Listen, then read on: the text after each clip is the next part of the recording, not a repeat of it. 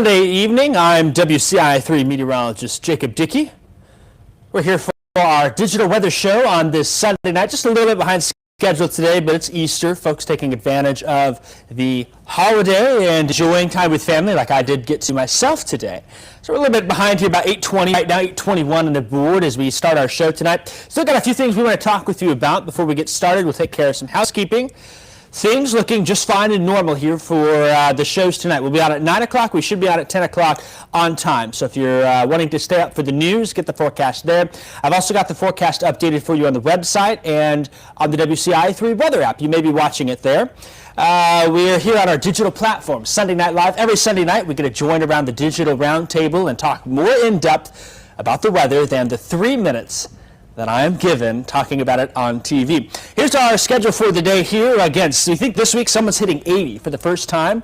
We'll talk about when we think that will happen with this warm air in place. We came darn close today, didn't quite get it. Fire weather is back. There's some concerns that we may have some more fire weather, at least at an elevated level here. Not nearly as significant as it could be, but still a precautionary statement. We'll talk about that. Rain and storms are incoming. In fact, we've got quite a system on the way, so we're going to talk about that here. And it's part of a cutoff low, so we'll kind of explain in depth what that is and what that means for the forecast from midweek into the weekend. Then we'll talk about the extended rain chances because of that here, and then take a look at the extended outlook overall. And then finally, we'll close the night with a couple of historic outbreaks of tornadoes that have happened in recent days. The 1974 super outbreak. We pushed a story last night on our website, on the app, and on TV about that. We'll talk about that. We'll also revisit an outbreak that happened on Easter Sunday in 2006. A rather eventful day in central Illinois, and that will be at the end. So that's our plans for the show tonight. Again, if you have questions, we're looking at the comments. We got a chance to see who's enjoyed the Easter Sunday weather here. Resurrection Sunday, just fantastic weather. You could not ask for a better day here in central Illinois. Mid to upper 70s, light winds, lots of sunshine, just some high, thin cirrus clouds here in central Illinois. Let's get down to business and talk about what we've got going on. First off, right now we are dry and quiet. Here's a look in Charleston. Things are looking just fine out there and will be. We've just had some high, thin cirrus clouds come on in here. Satellite and radar has shown those in place. It stole the blue sky away from us, but that's all it did here. Didn't affect our temperatures, didn't bring any rain, just kind of muted the sky, made it look a little more hazy today. That probably will be the case in the days to come with this warmer weather here. So we don't really expect a whole lot on Monday and on Tuesday. Maybe Tuesday we'll have more clouds than not. Tonight we are heading down to 50 for a low. This time of year we should be in the 40s, so the nighttime lows are warming up a little bit. The daytime highs, though, are really almost getting a little out of control here. Heading for the upper 70s again tomorrow. In fact, I think someone either Monday or Tuesday in central Illinois will hit 80. And I'm not a betting man. I'm not a gambling man, but if I were to put some bets down and some odds, I think that's going to be the case that someone somewhere will hit the 80-degree mark. You might be in your car thermometer if you're lucky. After driving a little bit, we may see it at some of our observation sites in central Illinois with some dry weather. Here's those highs tomorrow, just like today. Upper 70s. We're coming close to Farmer City, 79, 78 in Hoopeston and in Gibson City, 78 in Chatham and 78 in Mount Zion, 76 in Stewartson. I've got us at 76 in Mattoon and in Martinsville, 76 in Willow Hill. Tomorrow the winds are going to come up a little bit more, and that's going to bring an elevated fire weather back into the concern here for us. Monday and Tuesday, in fact. Low relative humidity during the daytime. As the temperature goes up, the relative humidity goes down. It's an inverse relationship. You increase the temperature, you've got to decrease the relative humidity, assuming that you hold the amount of moisture in the air the same, and that's very much the case. We're seeing southwest winds of 10 to 20 with gusts 20, maybe up to 35 at times. So with some dry, dormant vegetation in the region, that is something we just want to advise folks to maybe avoid burning if you can Monday and Tuesday. Hold off on it as far as it goes. So avoid burning Monday and Tuesday. That's our main message here. We want to keep our firefighters, don't have them be busy. We want them to stay home. Today was probably the ideal day to do some burning. I saw some field fires that were set, controlled burns in northwestern Champaign County, up by Fisher and by Foosland as far as it goes. So, fire danger Monday, Tuesday. Just file that in the back of your mind and keep it there. The other thing, allergies, anyone sniffing and sneezing yet? Tree allergies are becoming high here this week. In fact, they'll be very high. As we start to hit that warmer weather, pollen season is here. We're going to feel it. You'll be sniffling, sneezing, and whatnot as far as it goes. That's how spring goes. We get the warm weather, we get the pollen. that comes with it. Let's talk a little bit about the wind direction here and what it means for us. This time of year, we kind of play a battle with north winds and south winds. The north winds bring cooler air with less moisture, and usually you have a little more sunshine with this, a little more of a blue sky in place. When we get that south wind, things can look a little more hazy. There's a little more moisture that comes on in. Our winds actually today, tomorrow, and Tuesday are a little more out of the south and west, and that's bringing actually a little more drier air in than the tropical air mass that's out in the Gulf of Mexico. And so that's why we're seeing low relative humidity, thinking fire weather is a concern, but it will start to turn a little more southerly, which will bring a little more moisture in ahead of our system here as far as it goes. That's coming in on Wednesday. That's when things start to look a little more active. I am going to keep us dry in the forecast on Monday and on Tuesday. There's a slim chance a stray shower may slip in at some point during the day there, but really what we think happens is the warm front starts to lift north, and when that happens, then the rain should stay on the northern side of that boundary. So Tuesday night might be the first chance for some more scattered showers in nature, but I think it's going to be a Wednesday event for us here with some scattered showers and a few thunderstorms during the day. The main event will come during the nighttime hours on Wednesday here, and that bodes well for severe weather chances here. That means if we're having it in the nighttime, timing's a little off. The threat will be lesser than if it was in the daytime, for instance here. Still can't rule it out. But I think what will happen here is with this cold front coming on and the chance for severe weather, we'll probably have two different regions. One in southern Missouri, Arkansas, down towards Mississippi. Two, we may get a localized area close to the low pressure here in south central and southeastern Iowa. That one we'll have to watch more closely, I think. It's more of a cold core setup, depending if you can get some clearing in there and get some stronger storms. Low threat, though. I really am not expecting much at this point, but we'll monitor it and keep an eye on it. Notice here by Thursday, 2 a.m., that front starts to push through the area. I do expect some rumblings of thunder. Some of the storms will be a little loud on Wednesday night into Thursday morning, and I think they'll bring some heavy rain as well. It's very possible maybe we get some gusty winds in spots, but overall, the severe threat does look low. It's not zero, but it is on the lower side. We'll keep you updated if that changes, and it may trend downward before all is said and done. At this point, we're still far enough away. We're just kind of watch it and see what happens. Here's the interesting thing that happens, though. Our area of low pressure becomes what we call a cut-off low, and we'll explain what that means here. What it means really for the forecast is it's going to hang around like a hair on a biscuit. It's not going anywhere. It's sticking around here. Here's Thursday, still dealing with some scattered showers there. Friday, still dealing with scattered showers here into the region, and that may very well carry into Saturday for us here. So we know the low pressure arrives Wednesday into the region here, a big area of low pressure. When you have that, you get rain and storms with that. The thing is, though, is the jet stream is off to the north. There you can see it there. That's up located over Ontario Bay, up north in Canada, a trough in place there. Usually when you see troughs swinging on through, if there's an area of low pressure, they'll kind of pull it along with it. And a lot of times when we look at the Atlantic hurricane season, you see the evidence of that. Those hurricanes are coming up to the north and west, a trough swings in, and then they race off to the north and east and avoid landfall on the eastern coast. So that's kind of the same setup. We've got an area of low pressure, it's not a hurricane, and the trough. The question is will that trough dip down far enough, and will it be strong enough to pull the low out of the area? Will it be enough to take it like a magnet and swing it out of here? I actually don't think it's going to be the case here. I think that jet stream stays more to the north. I think the trough is a little weaker, and that means this area of low pressure is left behind here. If we did happen to get it out here, we'd be seeing Wednesday rain, Wednesday night, Thursday morning storms, some lingering showers Thursday. It'd be gone. But instead, what we're more than likely going to deal with here is an extended period of some showers in the forecast. Kind of more of a cutoff low here is we've got our jet streams in place. The polar jet stream to the north, your subtropical jet stream to the south. If you get an area of low pressure that forms in the middle here, oftentimes when we talk about the jet stream, you can think of it as the atmospheric highway. Storms come along it, they pass on through, they keep on moving. This low is kind of stuck in the middle here. It's not going anywhere. It doesn't have any steering currents with it. And so it's just kind of hanging out into the area as far as it goes. And so that's going to be something we have to watch.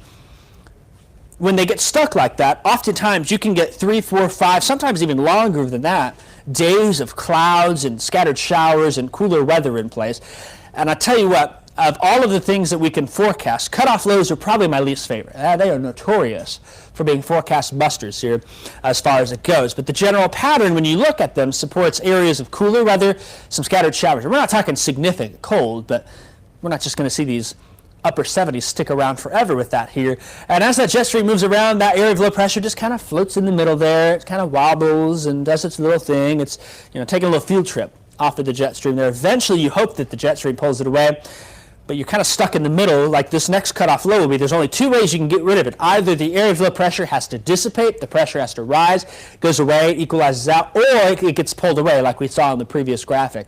Probably eventually it'll get pulled away, but it may just have to hang around and dissipate heading into the weekend, keeping some of those chances for scattered showers extended in the forecast as far as it goes. So we will watch it. It's an interesting pattern. What this means is I'm very confident scattered showers and storms Wednesday, the best chance Wednesday night into Thursday morning, still lingering showers into Thursday, but very much then we may have some passing showers on Friday, even into Saturday in the forecast, and depending on what happens, we may have to keep adding on to that into next Sunday and whatnot here. I wouldn't expect much more after really Saturday at this point, given the way things look here. We're looking at that 3 to 5 day window before it finally gets out, and it may end up floating a little more to the north and northwest. So my uncle, he's heading down turkey hunting in Pope County, Illinois, I think later on this week. Probably better for him if it stays more to the north. Down there, probably a little drier. But if it goes north towards, say, Wisconsin, I think Wisconsin's going to deal with a lot of those showery, cool weather days as far as it goes. We're kind of on the edge of that, where we may see some more sunshine and drier weather down Interstate 70. Interstate 72, 74 may see some of those passing showers. So that may end up being what it is here as far as it goes. The better chances on Friday and Saturday more to the north, lesser to the south. But we think anywhere from about a ½ inch to an inch is a fair bet at this point for rain chances adding up over the next 7 days. There will be some locally higher amounts, especially where any thunderstorms can roll on through as far as it goes here in central Illinois.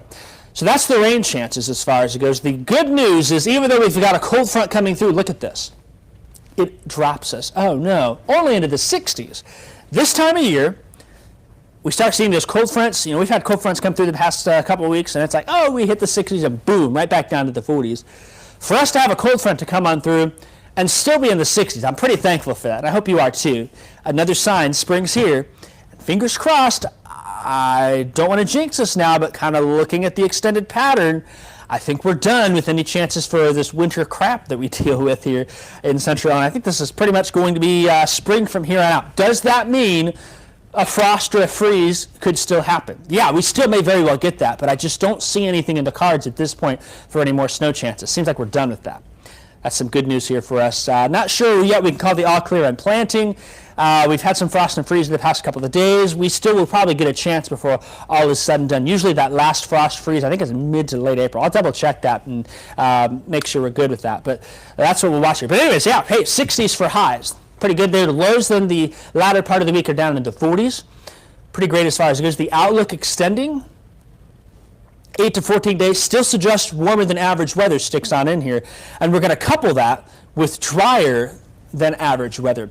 Last week on our show, I mentioned that the pattern looked like through the middle part of April was going to remain quiet.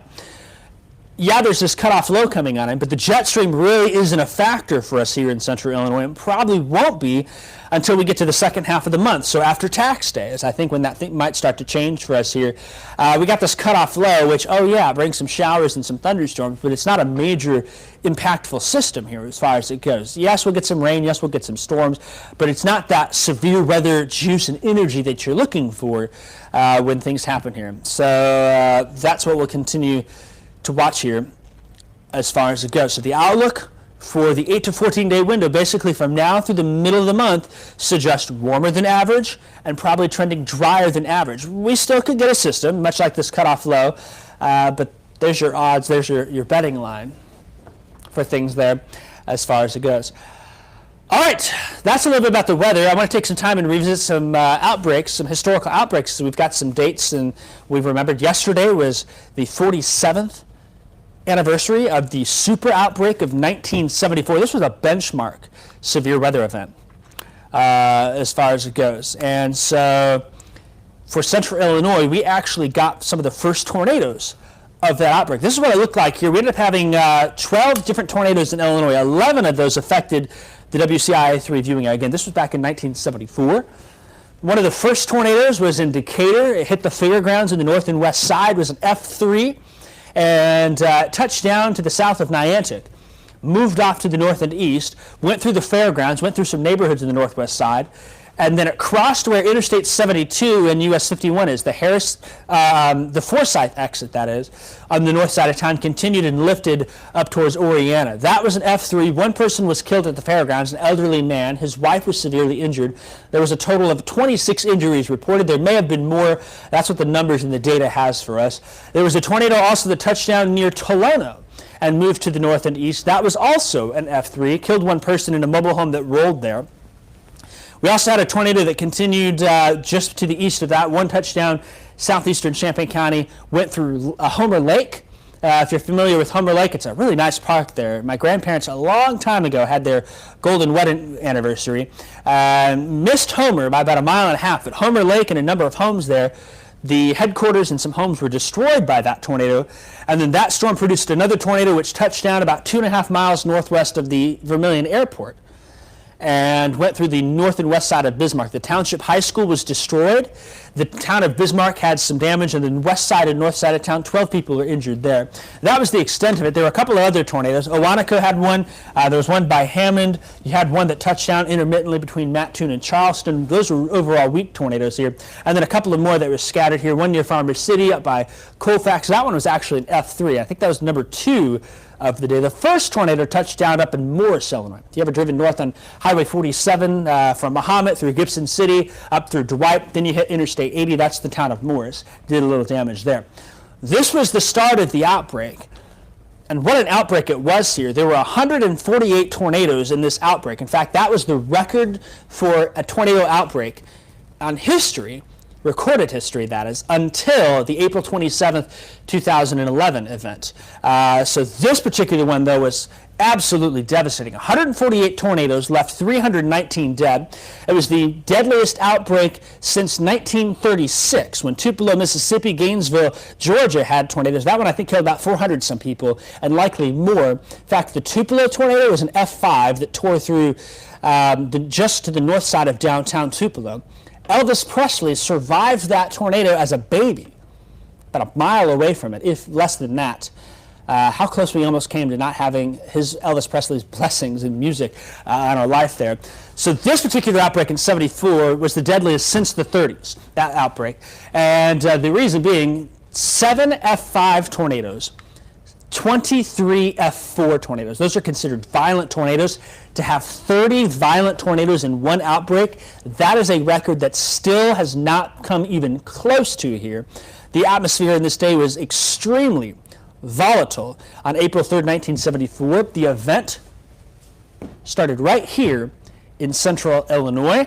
Some of the major cities that were hit, or at least the biggest tornadoes of that event, Monticello, Indiana. I had some friends from Fisher. My friend Emily in Fisher, her mother survived that tornado in Monticello. I remember hearing her story about it. It came on through. That tornado tore all the way up into north central Indiana. You had another significant tornado, Louisville, Kentucky. Cincinnati, Ohio, Xenia, Ohio were all hit hard. At least those areas were. A number of tornadoes then into South Kentucky, Tennessee, Alabama. There was a tornado that touched down in far southeastern Monroe County, Mississippi, raced off to the north and east.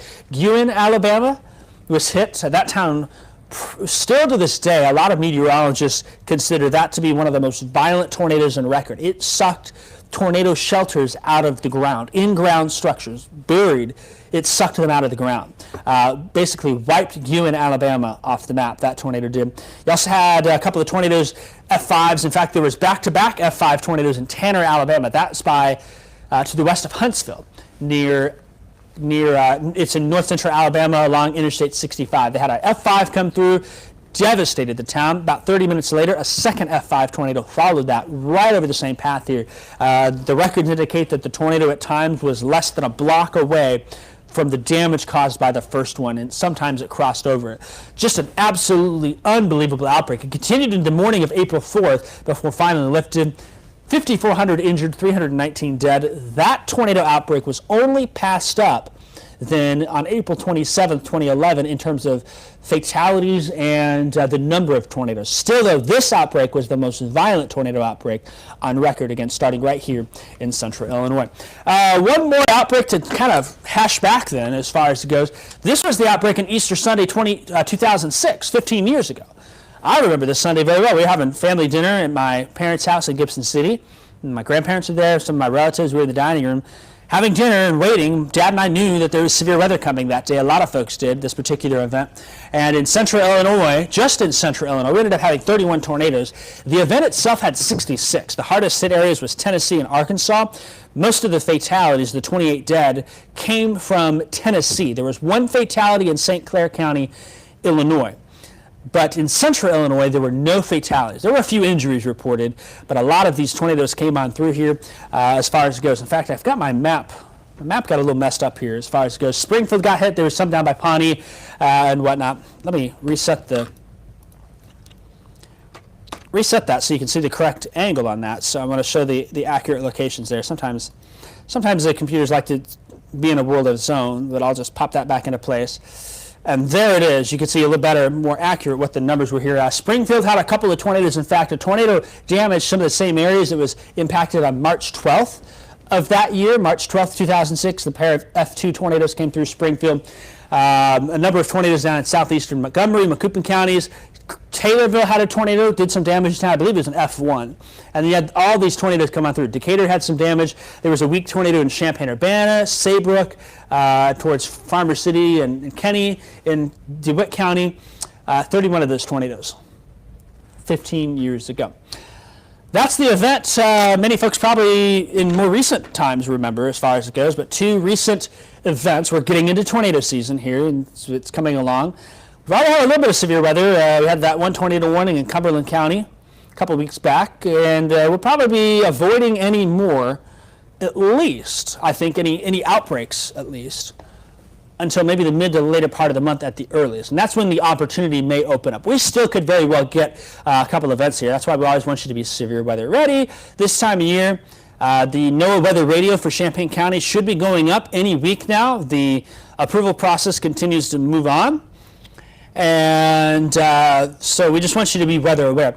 Question I just saw pop up, are you prepping us for something coming in? No, but what I love to do is look back in history and say, hey, these tornado events happen, and a lot of times, we forget about them. But we kind of touch back on them and remind you, say, hey, this is the time of year, so that way in the back of your mind, you're at least thinking this time of year, what do I do for my severe weather safe place, and things like that. Always good to be prepared ahead of times. We want you to be prepared, not scared, and we want you to be proactive, not reactive. If you're preparing for a tornado when the warning is issued, you're probably too late. You want to know where to go and having your severe weather safety kit ready as far as it goes.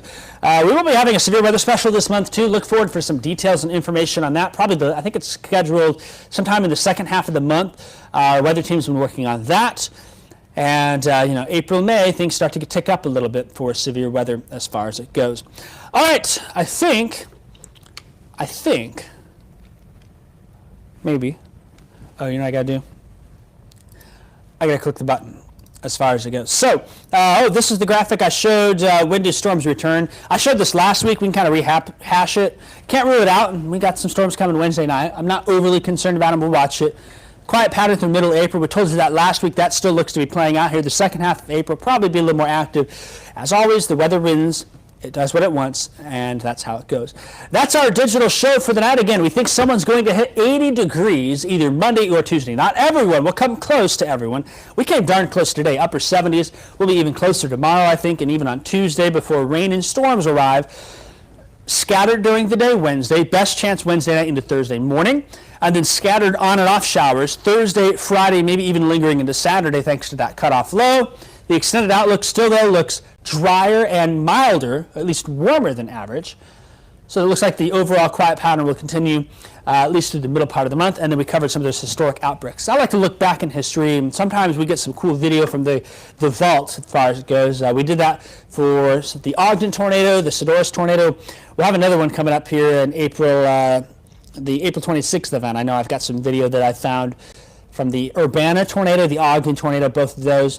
Of course, Decatur was hit back-to-back nights then, so we'll be kind of continuing to look back in history as well as thinking forward at severe weather threats moving into the area. Nothing on the board right now. We'll monitor again the Wednesday night time frame, but generally if you need severe weather around you, you got to have it during the day. So it doesn't look like our opportunity for that will come. That is our show for the night. Again, thanks for watching. Thanks for joining on in here. A lot of you check on in every week with us. We appreciate that here. My show continues on Sundays at 8 o'clock. We're a little late tonight, getting that Thanksgiving meal or Easter meal in as far as it goes. And so thanks for waiting if you were looking forward to that. We will see you next Sunday night at 8 o'clock. In the meantime, I'll have the show updates of the forecast for you coming up at 9 and 10 o'clock. In addition, you can catch the forecast right now on the app and on the Weather Now article, Weather Now video, all of that on the website available for you. Take care. We'll see you at 9 and 10 o'clock tonight. Have a great rest of your reservation.